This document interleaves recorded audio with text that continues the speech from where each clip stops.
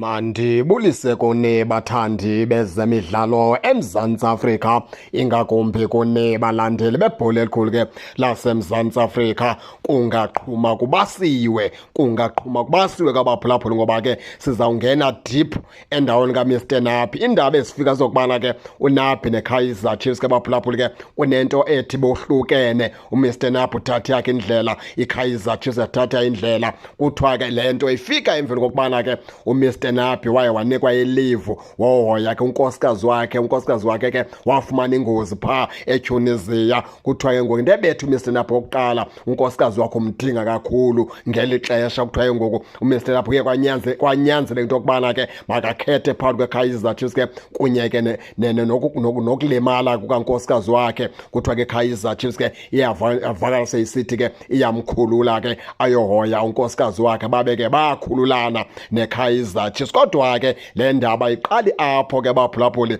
Le ndaba ithi Kaizer Chiefs xa iqasha uMr Nabi yathi cela angene ku-top 8, wafeyila kuMr Nabi ungena ku-top 8. iKaizer Chiefs wayibeka kunumber 9. Kuthiwa ke loo nto zange ke imanagement eKaizer Chiefs iyiphathe kakuhle, kwaye kwakho amagama ke athe akhuphelana phakathi kwabo ke noMr Nabi. Kodwa uMr Nabi wathembisa ke into yokubana ke kulo nyaka uzokwenza kakuhle, uzazijika zonke izinto. Nyani ke uMr Nabi wayiphumelela ke Nedbank Cup ke baphulaphuli ke, wayithatha iKaizer Chiefs wayifaka phaa kwiConfederation Cup.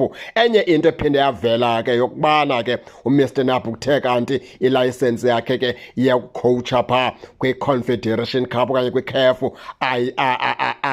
inengxaki okanye ke ayifikanga. Yiloo nto yothusa ke iKaizer Chiefs. Kwacaba kukhona ke lapho ke kange kuvanwe khona xa sekuthethwa kangangokuba ke uMr Nabi akazubakho ngomgqibelo iKaizer Chiefs bedlala umdlalo wokuqala phaa kwiConfederation Cup, ngoba amaphepha wakhe awamvumela umfana omdanda okubana ke angasebhentshini phaa kwiKaizer Chiefs. Xa itravela ke iKaizer Chiefs ke ibheka phaa eAngola, uMr Nabi akavumela ngoba amaphepha wakhe kangavumi into yokubana ke angahlala ebhentshini ke iKaizer Chiefs xa idlala. Kuthiwa ke umntu ozobe phaya ke ngumqeqeshi ke okanye ngusekela mqeqeshi ke kaMr Nabi ozoqhubeleka ancede iKaizer Chiefs phaa kwiCAF Confederation Cup. Kodwa konondaba oqala aziva bathi ke aye afika kamaphepha wakhe ekugqibeleni kwi-inbox yakhe uMr Nabi, cha afike sekulate, sele kuthathwe isigqibo phakathi kwakhe ke neKaizer Chiefs baphulaphuli.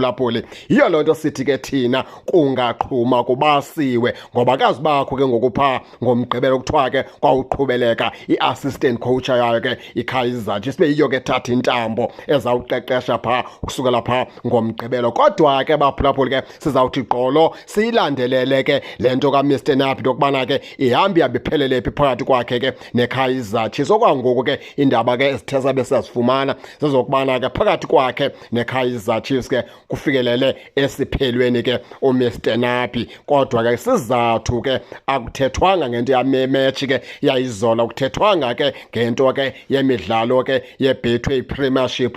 Zindaba ke ezipersonal ke zikaMr Nabi ke baphulaphuli ke. Injalo ke nani ke ningake ningene nitshone into yokubana niva njani, nize ke ningakhohlwa usubscribe kule channel kuze ningaphoswa zezemidlalo endizanothulela zona kwixa elizayo kakuhle babukeli.